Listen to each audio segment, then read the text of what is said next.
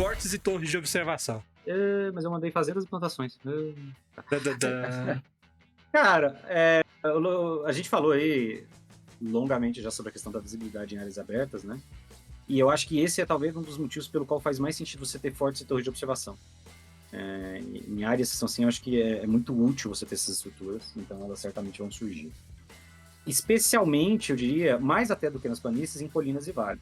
Porque essas construções, elas são muito relevantes.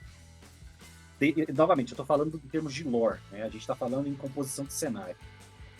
Porque elas, a função de proteção delas é muito reforçada.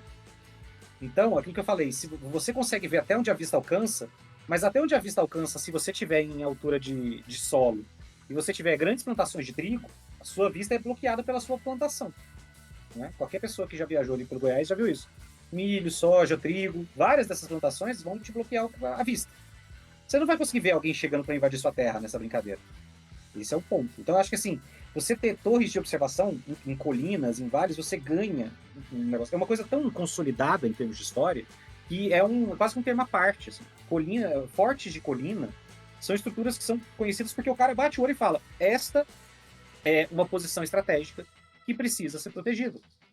Este é um local que precisa ser protegido. Então, eu vou colocar um forte, eu vou me beneficiar desse terreno, porque uma colina é um terreno de proteção mais fácil. Se você assistiu Star Wars, você sabe que se você está no nível abaixo, você está em desvantagem para combate. Então, se você bota o seu prédio em cima de uma colina, você tem a vantagem da observação e você tem a proteção natural do terreno. Tá? Inclusive, eu quase propus essa discussão no papo sobre combate. Regra da casa para combate. Para você estabelecer especificamente para isso. Mas eu acho que é uma coisa tão consolidada que se você for observar, por exemplo, os reinos, né, os mundos de ficção, de jogo, de literatura, é muito comum que você tenha fortes, que os locais recebam o nome do forte que fica naquele local, a torre que fica naquele local, ou então a ruína do forte tal. Por quê? Porque essas estruturas fazem sentido do ponto de vista de guerra, fazem sentido do ponto de vista de proteção, fazem sentido do ponto de vista de visibilidade, para uma série de fatores, inclusive para questões ambientais também. Então eu acho que um aspecto, novamente, assim como eu falei, que se você pega lá, você faz o rio, e isso já te dá um monte de informação. Você bota a montanha, isso faz um monte de informação. Você bota a estrada, e já te dá um monte de informação. Um forte traz um tanto de informação embutida que você já trabalha a partir daquilo. Então assim, tem um forte numa colina e ele não está em ruínas. O que isso quer dizer? O meu grupo chegou numa colina e tinha um forte lá que está lá ativo, funcionando. Bom, eu já sei que, primeiro, alguém considerou essa posição estratégica o suficiente para ela se defender. Alguém considerou que existem ameaças relevantes nessa região para justificar um prédio fortificado de proteção. Alguém com recursos, esses dois alguém que são mesmo, é alguém que tem recursos suficientes, consideráveis, para você construir aquele prédio ali. O que às vezes é muito difícil. Gente lá. E manter e utilizar, o que às vezes é difícil. Você fazer um forte numa colina não é a mesma dificuldade de construir numa montanha, mas é mais difícil de construir do que numa planície. Porque você tem que mobilizar toda uma estrutura lá, uma grua, não sei, o vermelho vai saber as nossas coisas. Então assim, ao mesmo tempo, você chega lá e o forte está danificado. Está funcionando, está ativo, tem gente, mas ele foi danificado. Ele já te dando mais informação. Não só é uma ameaça, como é uma ameaça que atacou recentemente. Ou atacou e não houve recurso para construção. Tudo isso está me dando informação. Tudo isso eu estou pegando informação picada. Eu cheguei lá e é uma ruína. É uma ruína de pouco tempo, é uma ruína de muito tempo. Tudo isso ajuda, tudo isso já traz história. Então eu acho que esse é um ponto importante quando você está construindo. Você tem que pensar por que eu vou botar um forte na minha planície, ou na minha colina, ou no meu vale? Primeiro, proteção.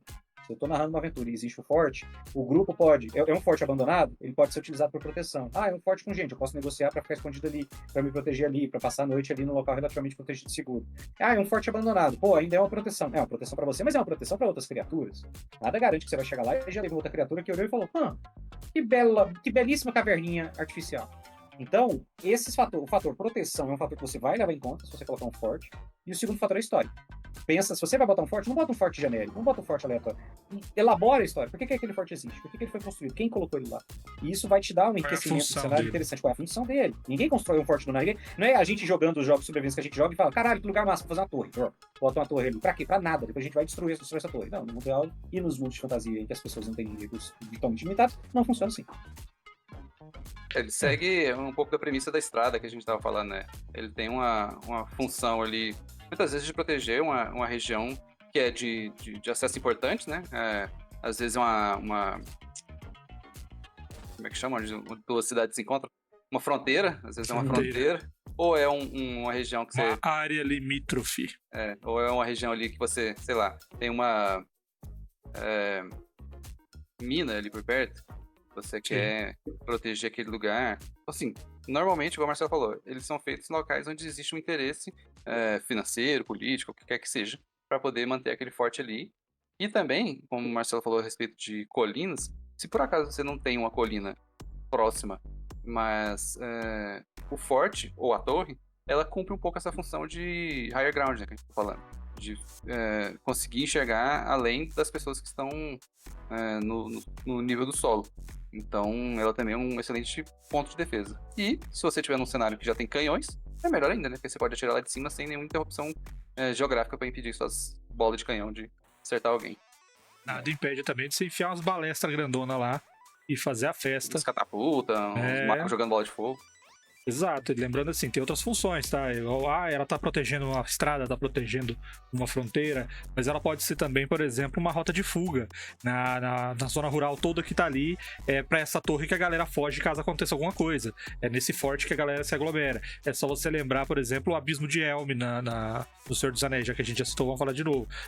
Nós estamos com um problema aqui, a galera aqui tá malvada, tá batendo nosso... Corre todo mundo pro abismo. Nós nunca perdemos no abismo, ninguém entra lá, ninguém consegue entrar lá. Por quê? Porque é um lugar fechado, lá é um forte, e ele tá no lugarzinho escondidinho lá na colina, porque ele fica bem na base da montanha ali, bem próximo, e aí pra baixo é mina, pra cima é montanha, e dane-se, ninguém entra aqui. Exatamente. Lembrando que o forte do Abismo de Helm não chama forte do Abismo de Helm. O Abismo de Helm é a área, a região.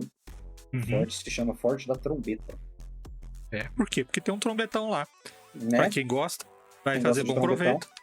Quem gosta Se de você trombetão quer- vai se se você gosta deleitar. Um Boromir da vida, assim. Se você gosta de botar a boca no trombetão, esse é o seu rolê. Vai ter gente que entendeu que eu sei.